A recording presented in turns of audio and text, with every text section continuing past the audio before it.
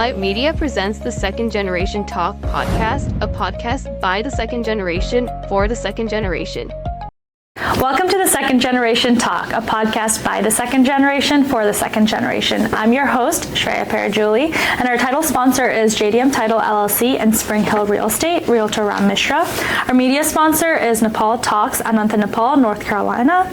Our mortgage partner is One Mortgage Inc., Devdas Rajbahak, and our insurance partner is State Farm, Nirmal Atria. And today we have with us Ms. Anshu Pokharel. She's a federal consultant at IBM, completed her undergrad from Virginia Tech. And today, Anshu, will kind of just travel through your journey, your experiences, any life advice. So welcome to the show. Thank you for having me. So exciting. So I guess before we, dive into all the fun questions and stuff of the day, anything in your background that I missed that you kind of want to add to our viewers? In terms of career and education, you got it. Okay. I was a PPE major, so political science, philosophy, and economics. So not the traditional path into consulting, but it overlaps. And I was born and halfway raised in Nepal, so I made that trek and then moved to New Jersey and Virginia, and I've been in Virginia since. Okay. So that's it, yeah. All right, so very well-rounded experience, which we'll dive into. So I guess let's just start from the very beginning. Sure. Your upbringing, you said you were born in Nepal, so how was that, coming to America? Let's just start with born in Nepal, Kathmandu to be specific, to a really big family. We have like the large family. Everyone lives with you. Right. So my grandparents had 4 sons and everyone was there with their family. So I was kind of used to having multiple people around me. And I was the oldest of 7 kids, and I was the only girl. Wow. So I think that made my childhood, that was like the highlight of my childhood. I'm very, unfortunately spoiled. Well, fortunate for me. Fortunate for you. Unfortunate for everyone else. But I was the only girl. My grandparents wanted a girl, but that didn't happen. So first girl in the family, and then I had a lot of people, siblings and cousins that lived with me, and it's very different than here. Like here it's very individual. There it was very group oriented. Right. I think I liked a middle of both. Right. So being here with the community, that has really helped me in that regard. But yeah, I went to Montessori in Nepal, how they have that, and then they don't have middle school, but until 6th grade, and then I transitioned here. So got a lot of exposure of that culture as well, especially growing up in the capital. It was always very, there was always a lot going on. Right. And academics there. So it got a little bit more exposure to the academics there as well. Very different than the academics here. So, right, for sure. And how the culture differences are in terms of being a woman in Nepal versus being a woman here, and coming of age there and coming of age here. I'm being vague, but a lot of struggles. Yeah, for sure, a lot of differences, and I think I experienced that a little bit more, and then I have more awareness of it as I came here. So it was interesting. I miss it. I still keep up with my friends there.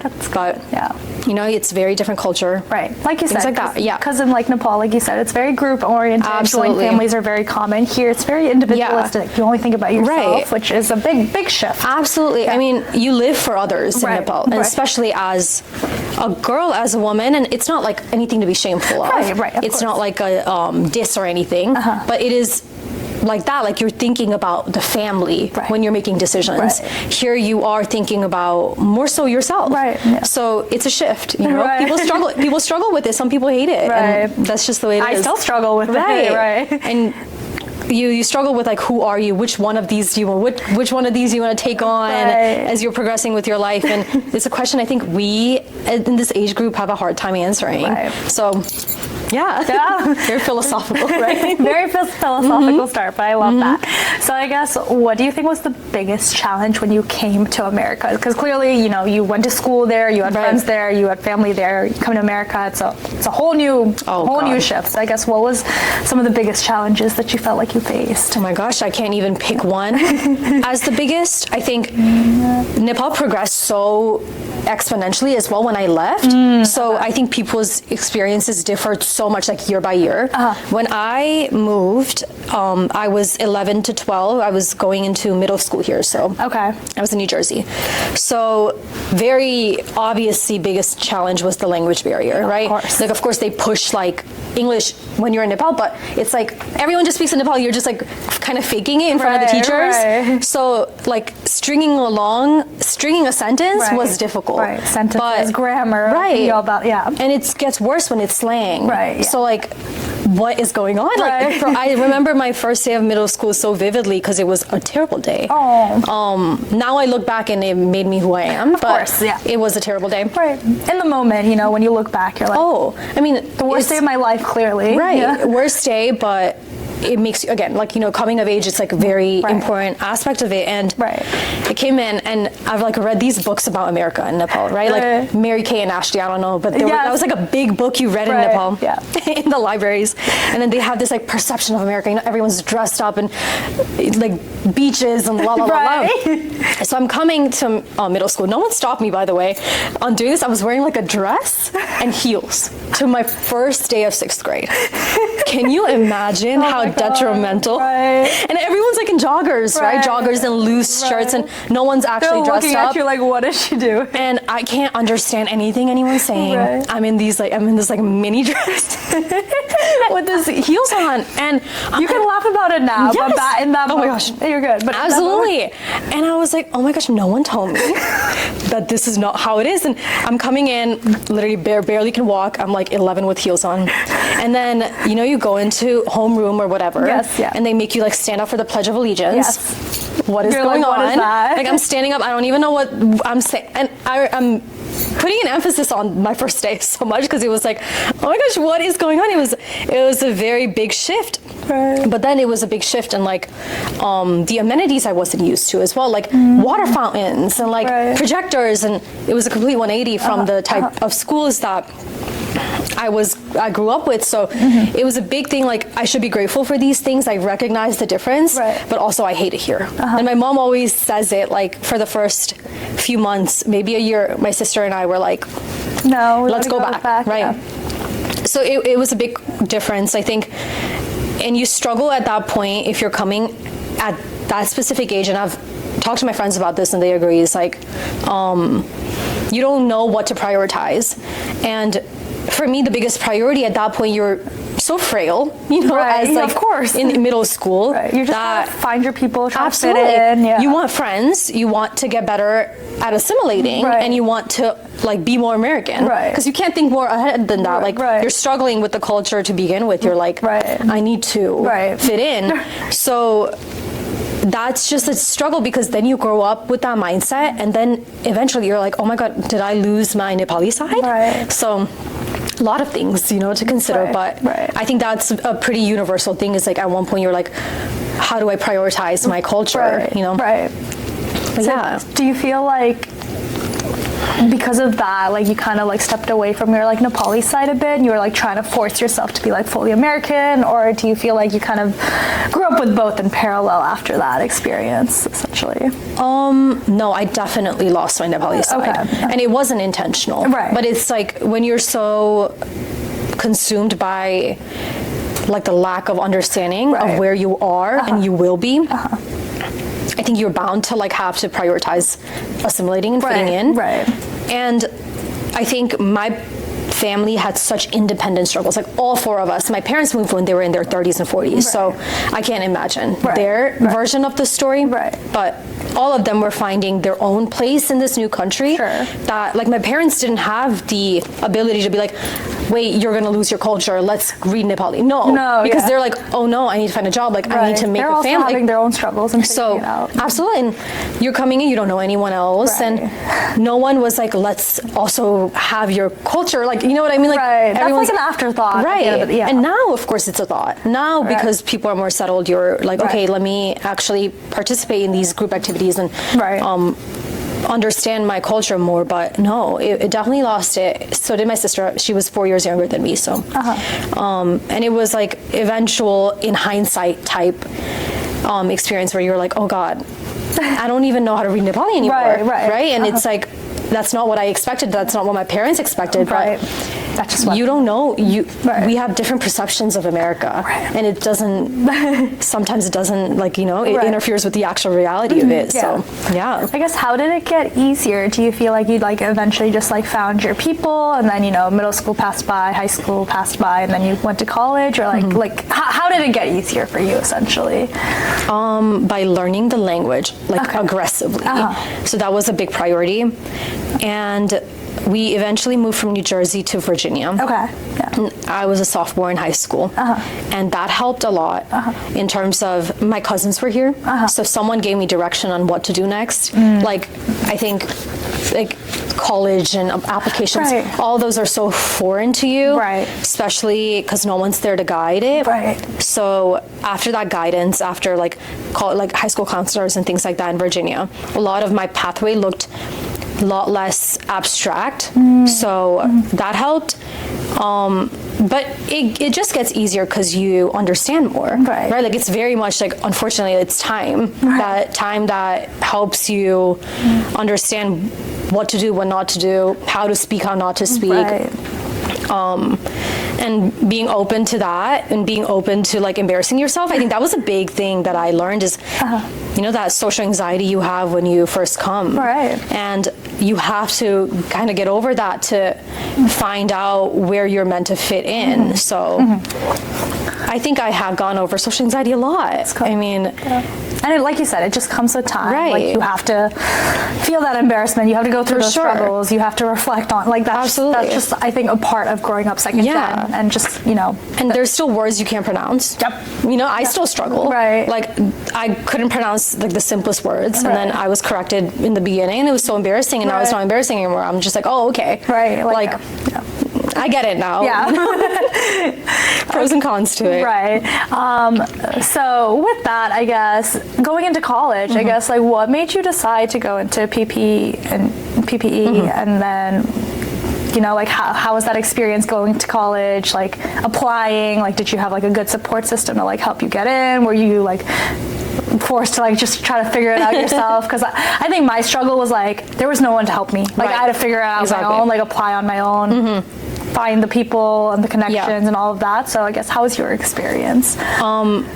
So education's always been pushed, right? That's like a really big aspect of Nepali culture. It's like how much education's pushed on you. And it's not to say my parents were not supportive. Obviously, they wanted me to go get a PhD. Like, if I could, they would want me to be in school forever at that point. But so of course it was like, I had a very good support system in that regard. Like, no, college was just a natural next step. But then the actual process of college, that was not something I was prepared or taught. So yeah, it is a lot of independent learning, being proactive. Like, no one's going to like tell you how to do things unless you go and ask. So I think being proactive really helped. There was like I was blindsided by the next steps, but eventually, college applications, you get the hang of it. You talk to your peers, you understand what not to do and what to do. But yeah, and going into college, PPE, I thought it was going to be pre-law. So that was the thought. PPE is like the unofficial pre-law major at Tech. Got it like 2 months into the pre-law track, and I was like, no. You're like, this is not for me. I don't think so. My parents really wanted me to be a lawyer. No. So then I pivoted in my head mentally, like, let me actually go into the corporate world. That's where I am. But I kept my major because I was so interested in so many different aspects of the world. Like, I think PPE was a major that I was interested in because I couldn't pick my passion, because I was really interested in all three of those studies. And I was a marketing minor, so I was really like in it all. And I eventually pivoted into consulting because of how vague it is. And I think a lot of people pivot into consulting. You're in consulting, so because of how vague it is. Like, you can shape it how you want. Absolutely. Like, you don't like a project, you have the flexibility of finding another one. And as a PPE student, you're in such different tracks that you do get those well-rounded skills too. You're in the philosophy class, then you're in your like macroeconomics, and it's like a complete shift. But you're getting that perspective, right? And eventually, like, it made sense to go into consulting, you know, because of the major. Right. So you have a little sister, which I know. So Yes. do you feel like you ever felt pressure to like set a standard, you know, as an older sibling, as an older daughter? Do you feel like... Oh, for sure. Your parents never stop telling you that you're the oldest. Right. Right. And which I am, like, not even just because I have like a direct, like my younger sister, but my cousin, who I lived with and was raised with, he recently came to America. Right. And he's in college now, and everyone's kind of like coming to America, right? Right, Everyone's yeah. either going to Australia or, Right. so it's like that standard that you're always told, like, you are the example, even though that's not, you know, that is the case to an extent, Right. but it's like pressure that's unnecessary. Unnecessary You know, pressure, it's really yeah. unnecessary pressure. I mean, being an older sibling myself, Right. I feel like you we understand, share very right? similar. Like, if stuff you with do this, that. what will your sister think? Right. Or like, So- what will people think? Or like, you need to be the example. Right. For them. Yeah. So you may understand, like, you want to avoid mistakes a lot. Right. Because you make a mistake, like, how's that going to impact the perception, the direction of what your siblings are going to like take? Right.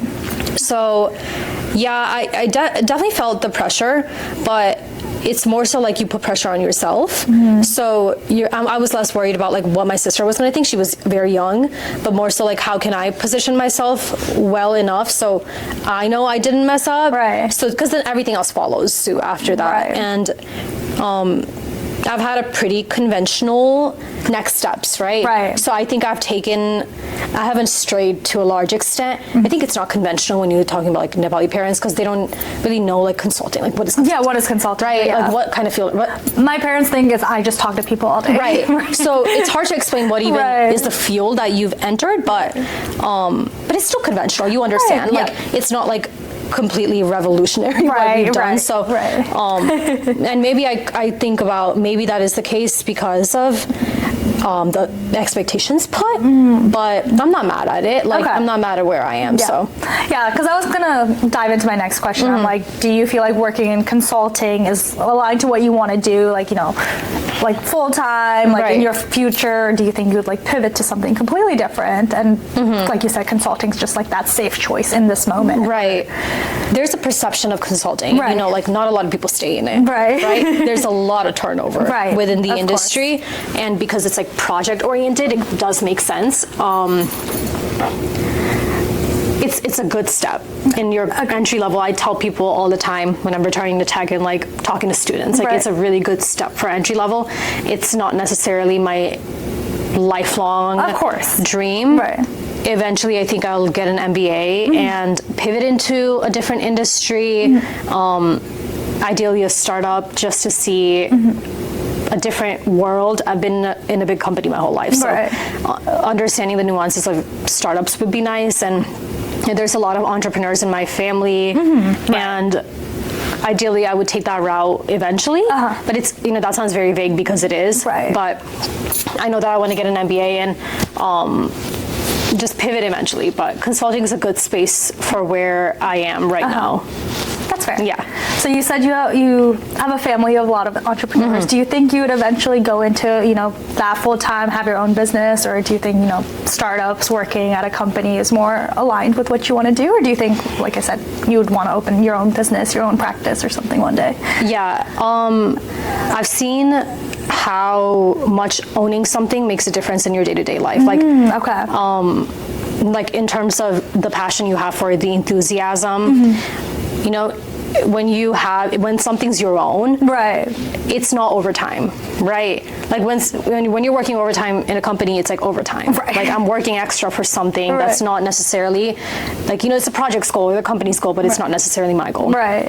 When you're working more for something that you own, it's just like you don't think of it that way. Right. And my mom owns her own businesses, and a lot of people in this area know her because of that. Right. And she doesn't think of it as like, oh, I'm working overtime. It's just like, oh, I'm working for something of my own. So Right. I do want that. I think that perspective, and I've seen the nuances of it as well, especially for her specific business. And I'm definitely interested in Right. having something similar to that. And so, yeah, that is a goal. Right. It is a long-term goal. Right, of course. So no And business this, plan. right. you Like, know. this is the stepping stone. Right. Like, you're in consulting, Right. you're finding out what you like, Exactly. you'll pivot to something Exactly. else, but eventually. Yeah, that's the eventual goal. But I think one of the pros of consulting is you see the business processes a lot. Yep. So you're seeing like the start of it to the end of it, the middle of it. You're seeing like all the sectors work together. So obviously in a bigger scale, but you understand how much that makes a difference even in a smaller scale, right? So again, a really good starting place, I want to say. And you understand. You understand what I'm saying. Right. Yeah. Of course. We can talk about work forever, but outside of work, yes. Who's Anshu? Like, what do you enjoy doing? How do you decompress? What do you actually enjoy doing that's not work? Yeah, that's a good question, and it's a hard one. Right now, I think. Like, what brings you joy right now? Yeah. What is your go-to to decompress? This is a boring answer, okay? But I'm like a big coffee shop hopper. Okay. So every coffee shop in this area I've probably been to. Okay. And I know that's really boring, but I really do enjoy like a public space. I was born and raised in Kathmandu. Right. Okay, I had noise around me all the time. Right. Like non-stop, never-ending noise. Right. And I got really used to that. So now I just thrive in noisy areas. So when I'm like working, if it's quiet, you can't do it. I can't do it. I can't do it. Noise. So coffee shops became like a staple for that, and then it just like expanded into being like I really like do care about my beans now and where they're sourced. So I really roasted.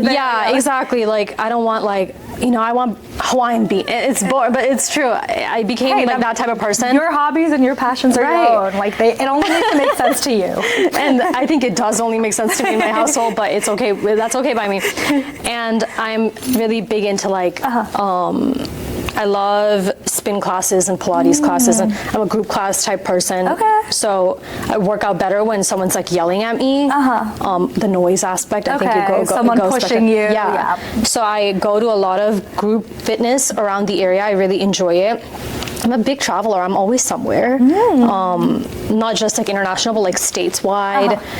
Yeah, and I always like to travel. I have liked to like go to places that not necessarily are like touristy, but I like to see like normal America. You know what I'm saying? Like, what are some like unconventional places that you like to travel then? Because I feel like when you ask where people like to travel, it's always like the big, well-known destinations. And don't get me wrong, I love the well-known. Classic, like I'm going to Miami next week. Awesome. Right? Yeah. And that's like very basic of me. Like you can't get more basic than Miami during like spring break time. Right. But when I was in Blacksburg, and you know Blacksburg, it's in the middle of absolute nowhere. Right. And closest city is like 40 minutes away. Right.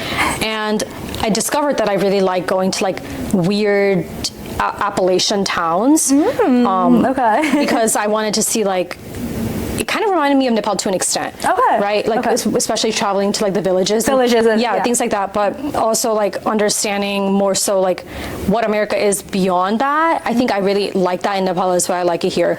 So around Blacksburg, I've been to like God knows, like all the little small towns like in there. Floyd, you may know of, but like Mount Airy, North Carolina. Been to like Hinton in West Virginia, like railroad towns, because I'm really interested in seeing two different sides of the story. I think that's my poli-sci and philosophy major brain. So been to a lot of these places that I don't think anyone like would want to go with me. Like, how am I supposed to say, let's go in the middle of nowhere, this town that was like thriving but is not anymore because of the railroads. But so I just do it. I'm very like solo traveler as well. Yeah, I was gonna ask, like, are you into like solo travel? Absolutely. And like it's a passion of mine. I always like to do. But it's harder to explain on why, but I did a pretty okay job. Like I said, it only needs to make sense to you. But at the end of the day, I feel like people always need hobbies and passions and things that bring you joy. Because at the end of the day, you need to be sane. Right, you need to be sane. We're going to be working for the rest of our lives. We need things that bring us joy. Absolutely. That makes sense. So then what's your conventional like favorite travel destination then? Like what has been your favorite, or where do you want to go? That's like on your bucket list. New York. Okay, classic. Think that's the national. I've always wanted to end up in New York, work for a few years, be that corporate person. I think it's very corporate. And next travel destination, I really would like to go to like Bali, Vietnam, like Indonesia, Vietnam, the beaches of Southeast Asia, I guess. But yeah, it's it's my next stop, hopefully. Right. And I feel like travel is very important because it does really help you shape your worldview. You get new perspectives. For sure. You get to meet different people, all of that. So I think there's also an aspect where you're growing by doing it as well. Yeah. Understanding other cultures is a big aspect of travel that I really enjoy. Right. Like when I go to, we recently went to Bahamas. I didn't want to just like take the cruise stop because that's just like, right. You know, I understand it. I get it, but I wanted to like be in the Bahamas and like see what the locals eat and like interact with them. And I think that's a big aspect of travel that I prioritize.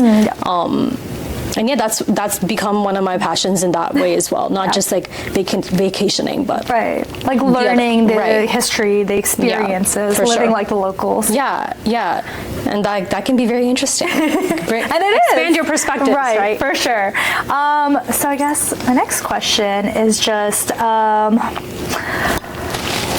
Do you feel comfortable, you know, disappointing your parents now? I feel like this is a loaded question. You're very good at asking loaded questions. I know. And the reason I ask that is because, you know, growing up as an eldest daughter, an eldest sibling, I feel like you're kind of expected to do certain things, you know, like I feel like I was kind of expected to choose like a stable career path, stay and do things a certain way for my sibling to look up to, all of that. But I'm like now, you know, you have your career, you have your job, you're living a stable life. Do you feel more comfortable being able to push back on things that they might want for like that you don't want in your career, relationships, friends, whatever it may be, like in general? Do you feel more comfortable, or do you feel like there's still that little thing in the back of your head like, oh, I need to listen to what my parents say and follow what they expect of me? Actually, this might be a surprising answer. I've always felt comfortable doing that. Oh, okay. As far as I remember, at least. Because of being like the oldest sibling, and I haven't always been very, you know, people who are like, I can't disagree with my parents. I think my mom is very conventional. My dad isn't. He's always been very like intellectually driven. So I have asked why, even though it's not necessarily like appreciated. Like, you know, why do we do this? What's the purpose of it? So when I came to America and then understood what needs to happen to actually like grow myself in my career, that could be like staying after school, right? And like even that, something as simple as that was like, why do you need to do that? Right? Because they don't understand. It's very fear-based. I'm not even blaming my parents. In hindsight, I would have maybe even been worse in terms of like protecting your daughter. But because I knew that I need to have these extracurricular activities, like I need to participate in sports, I need to have friends, like simply put, that I'm like, no, I need to, right? And I know it will cause a disagreement. We might bicker over it, but it needs to happen. And it helped my sister a lot when I broke down those barriers. She has a lot easier of a life. Of course. A lot easier of a life than I do now. You're like, you don't know the struggles I went through for you. Seriously. And now, like, even to go to Blacksburg, Virginia, and my parents were they haven't been here long, like relative to a lot of parents. My mom was very afraid, right? And even to go to Blacksburg was a very big discussion in my family. Although it was better for me in my career, you know, it's something you have to think about. And my dad essentially was like, no, you're going to go. And I'm like, thank God. But still. And I've always been very comfortable being like, this is what I need to do. It's probably what I'm going to do. But you take their advice when you know that it's rational. Like, you know, the advice that my mom is like, don't stay out too late, like, don't do this. I understand. I completely agree. You understand where they're coming from. Completely agree. But when it's like, oh, I need to join a club and it's a meeting after school, well, then it's going to be better for me to go, right? So even those things that had pushback, I did. And my parents wanted me to stay pre-law. I went into consulting. Even that was a big shift, you know?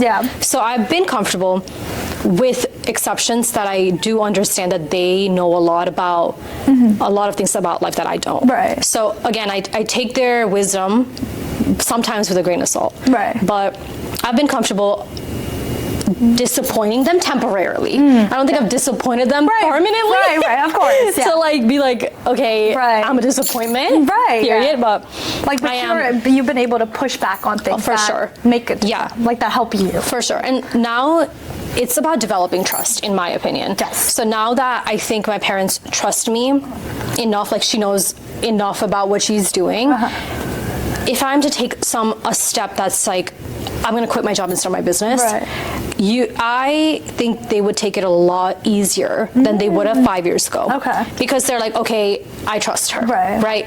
And coming to that point is difficult in this specific culture, or it takes time. Takes a lot of time. But now I definitely have like a very strong system, like support system, for my dad and my mom to be like, okay, like we believe you. Maybe show us some proof. But very easily, like, do not be scared embarrassing yourself, and do not be scared of like saying yes to almost everything. And that's one of the things that I think I have been given very unique opportunities in college and now, because I'm just like, okay. Like, what is this? Sure, I'll apply. Sure. You know, like, I don't really know what that is, but I'm willing to learn.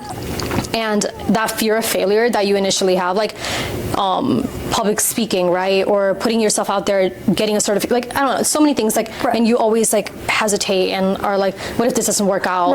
But eventually I just have like completely shut that part of my brain, and it's worked out really well. And it's not to be like, do not be risk averse, of course, be strategic with it. But also take risks. And like, don't let your negativity or like you holding yourself back when you're sabotaging your own progression. Just do it. Like, just do it. Like, when you know it's good for you. It will help you progress, but you're nervous. I wish I would have taken more risks when I was younger.